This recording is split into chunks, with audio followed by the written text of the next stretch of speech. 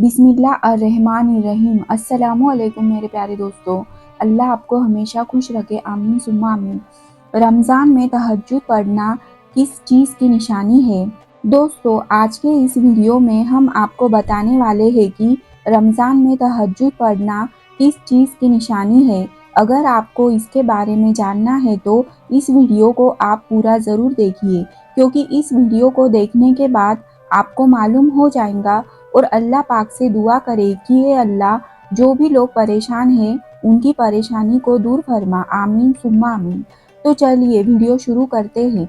मुमकिन है जिस चीज़ के लिए तुम तरसे हो, जिसकी कमी सताती हो, वो इस रमज़ान के दुआओं में मिल जाए, वो तहज्जुद में मिल जाए। जब दुआ करते वक्त तुम्हारे आँखों से आंसू बहने लगे तो समझ जाना तुम्हारी दुआ बारगाही इलाही में कबूल हो चुकी है। खुदा करे इस रमज़ान के सदके तुम्हारा निकाह तुम्हारी मोहब्बत से हो, जिसके लिए तुम रोते हो, जिसके लिए तुम दुआएं करते हो, अल्लाह उसे तुम्हारे निकाह में ले आए। रमज़ान में तुम कसरत से इस्तगफार और दुआ करो, क्योंकि दुआ तुम पर से मुसीबतों को दूर करती है और इस्तगफार तुम्हारे गुनाहों को मिटा देती है। तो फिर दुआएं मांगते रहो, क्योंकि दुआओं से सब कुछ बदल सकता है।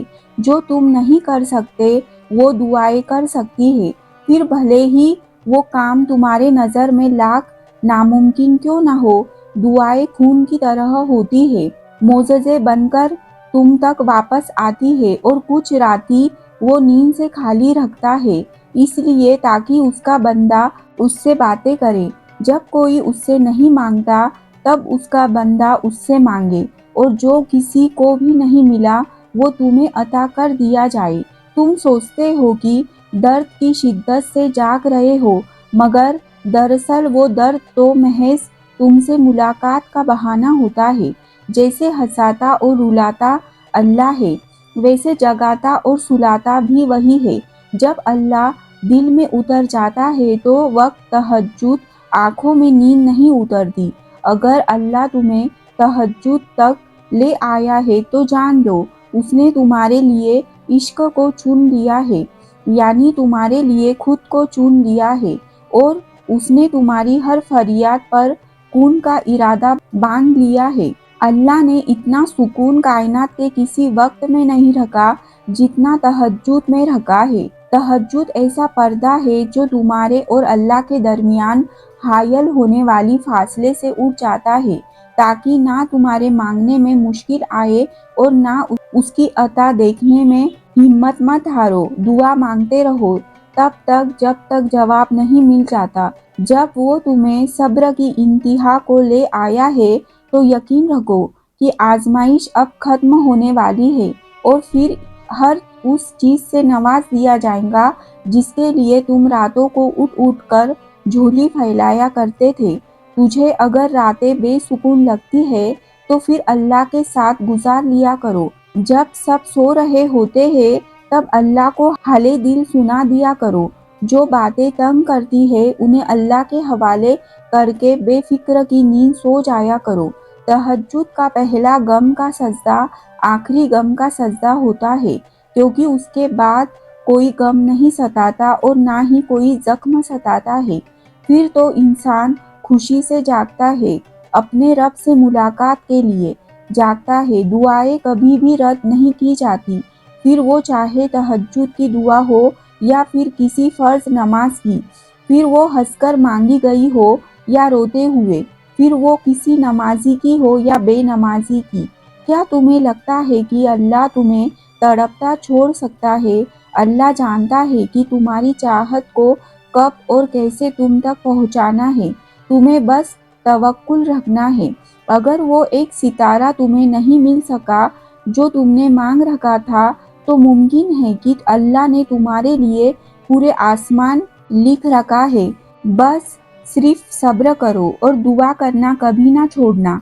फिर देखो तुम्हारे दुआ से वो भी पालोगे जो तुम्हारा नहीं। और अगर यकीन रखते हो तो हालात से ना उम्मीद मत हो, क्योंकि मोज़ेज़े यकीन वालों के लिए होते हैं और मोज़ेज़े रोज़ होते हैं।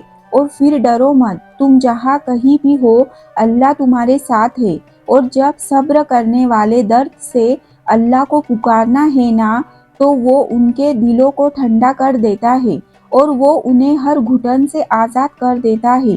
تمہارا کام بس دعا کرنا ہے۔ جب تم دعا کے ذریعے اپنا پہلا قدم اللہ کی جانب بڑھاتے ہو، تب وہ تمہیں دیکھ کر خوش ہوتا ہے اور تمہیں قبولیت کے لیے تب تک انتظار کرواتا ہے جب تم روز تھوڑا تھوڑا سا فاصلہ طے کر کے اللہ تک پہنچ نہیں جاتے۔ جب اللہ کے حکم کے بغیر اس کائنات کا ایک پتا نہیں ہل سکتا، تو پھر تمہارے دل کا بار بار اللہ سے رجوع کرنا، اس سے مانگنا بے وجہ نہیں ہے، جو ہاتھوں میں اتنی جان ڈال دیتا ہے کہ دعا کے لیے ہاتھ اٹھ سکے، پھر ان اٹھنے والے ہاتھوں کی لاج بھی رکھتا ہے۔ وہ اگر آزمائش میں ڈالتا ہے تو مت بھولو کہ وہ رحیم ہے، اس سے بھی زیادہ ہے۔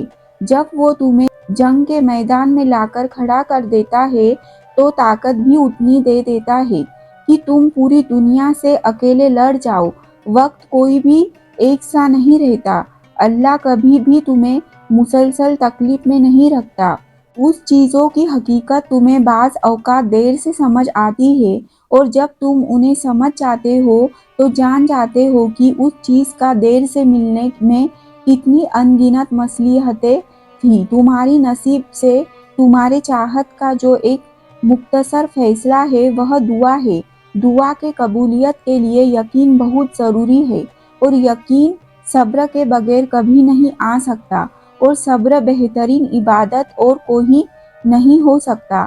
اللہ ہر شخص کو مختلف طریقوں سے آزماتا ہے، اور کبھی کبھار وہ تمہیں ایسے آزمائش میں مبتلا کر دیتا ہے کہ لگتا ہے کہ اب تم کبھی بھی اس آزمائش سے نکل نہیں سکو گے، مگر ایسا ہوتا نہیں ہے، کیونکہ اللہ تمہیں امتحان میں مبتلا کرنے سے پہلے تمہارے لیے اس سے باہر نکالنے کا راستہ بناتا ہے۔ اللہ تمہیں کمزور اس لیے نہیں کرتا تاکہ تمہیں سزا دے سکے، بلکہ وہ تمہیں اس لیے تھکا دیتا ہے کہ تاکہ تم جان سکو کہ تمہاری ساری طاقتیں صرف اللہ کے ساتھ ہیں۔ وہ تمہیں گرا کر بھی سنبھلنے کا ہنر سکھاتا ہے۔ اللہ آزماتا ہے انہی کو جس سے وہ محبت کرتا ہے۔ اللہ پاک سے دعا کریں کہ اللہ پاک ہم سب کو ان باتوں پر سننے سے زیادہ عمل کرنے کی توفیق عطا فرمائے، آمین ثم آمین۔ پیارے دوستو، آپ سے گزارش ہے کہ اگر یہ ویڈیو آپ کو پسند آئی ہو تو ویڈیو کو لائک کریں اور چینل کو سبسکرائب بھی کریں، تاکہ ایسے ہی ویڈیو آپ کو دوبارہ ملتی رہے۔ السلام علیکم رحمۃ اللہ وبرکاتہ۔ اللہ حافظ۔